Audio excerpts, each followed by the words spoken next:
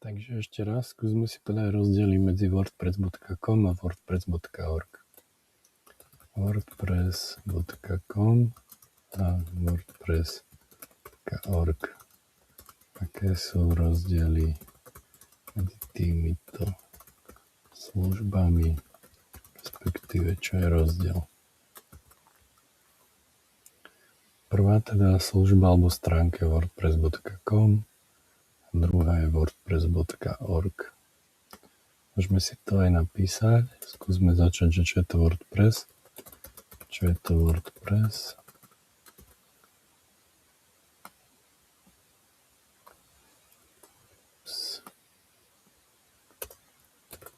WordPress je redakčný systém, alebo inak povedané CMS, Content Management System. Je ideálny, ak na webe sú viacerí používateľia, ktorí chcú spolu tvoriť na jednom webe obsah, používajú to najmä redakcie, napríklad TechCrunch v zahraničí alebo na Slovensku je to denník N a iné.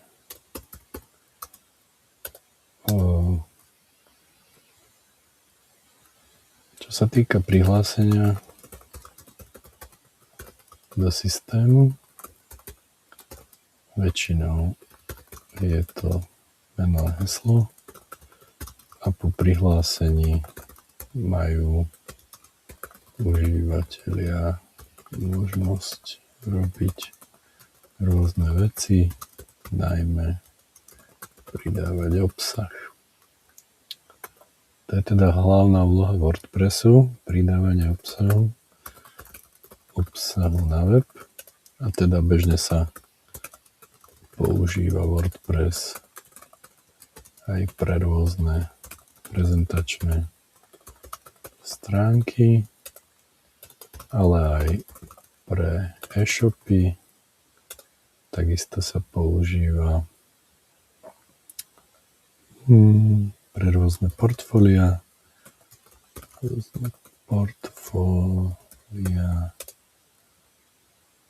a ešte napríklad pre edukačné weby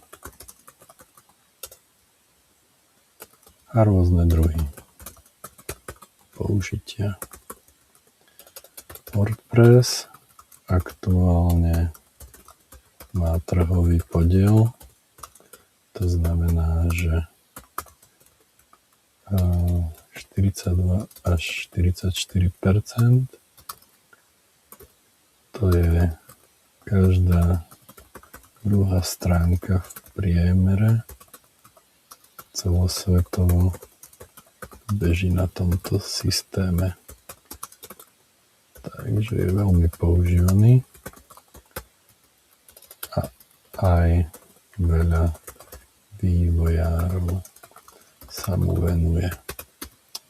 Odporúčam tento systém, že tento 42-44% trhový podiel je obrovský. Máme veľa teda vývojárov, ktorí sa venujú WordPressu. Poďme sa teraz pozrieť na to, že aké sú tie rozdiely a čo teda môžete spraviť na wordpress.org, respektíve wordpress.com. Rozdeľujem obrazovku. Môžeme ísť na wordpress.org ako prvú stránku. Tu môžete vidieť teda nejaké úvodné video a zoznámiť sa s tým redakčným systémom. Tu sú nejaké základné informácie po anglicky. Tu máte nejaké témy. Vlastne, čo som ešte nepovedal,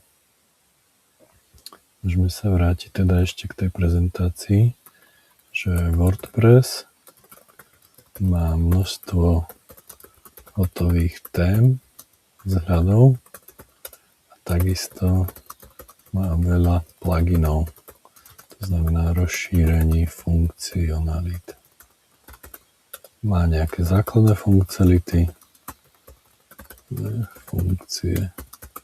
ktoré sú priamo v úvodnom inštalačnom balíčku a pluginy sú ďalšie balíky, ktoré sa dajú jedným klikom doinštalovať.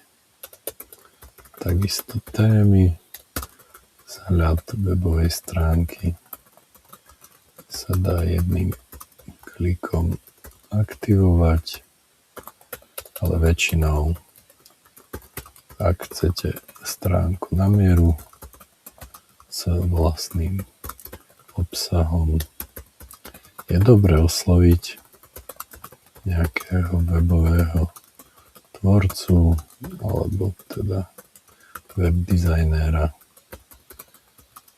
ktorý vám s webom a nastaveniami pomôže. Prečo?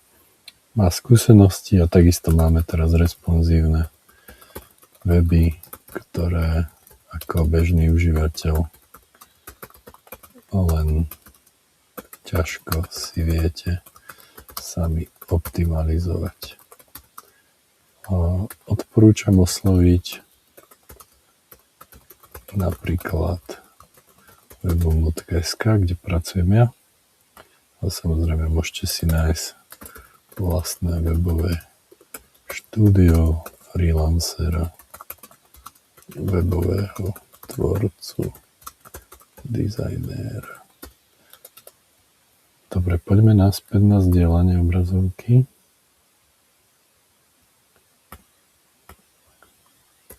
Takže nazdielam.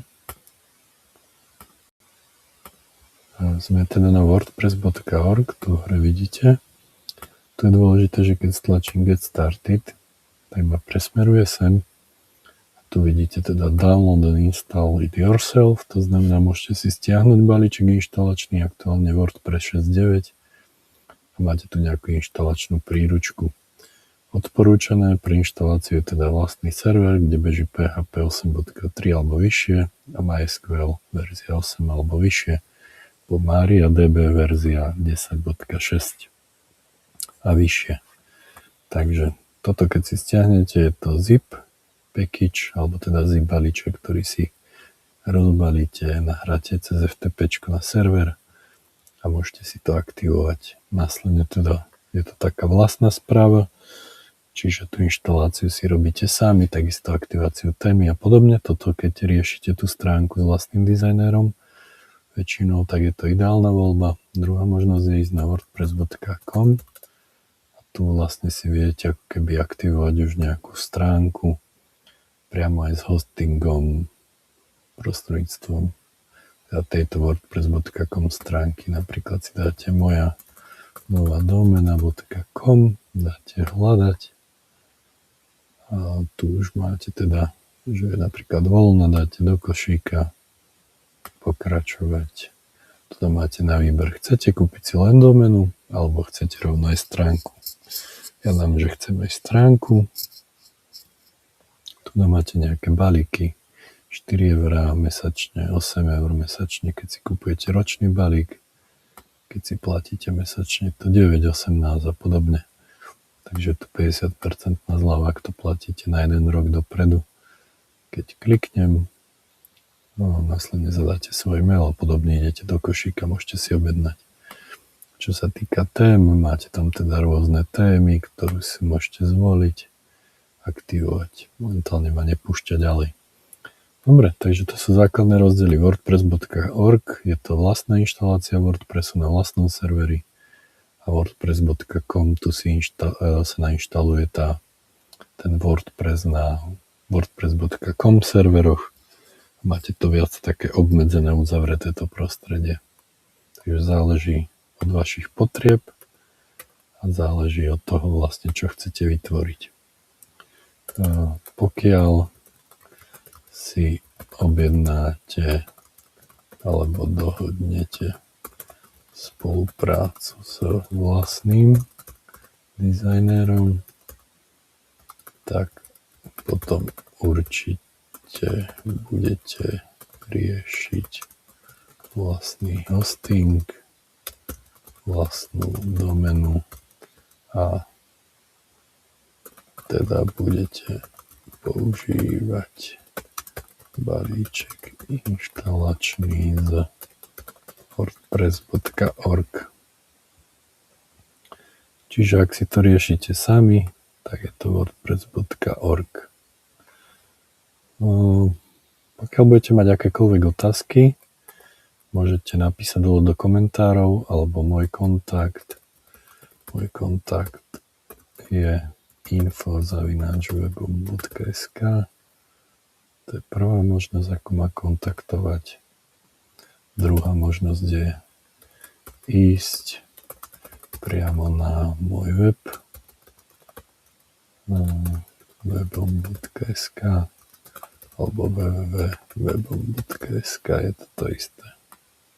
Takže na tejto stránke budete mať viac informácií o mne, o tom, čo robím a viem vám poradiť. Máte tam možnosť dohodnúť si online stretnutie bezplatne, takže odporúčam využiť. Čaute.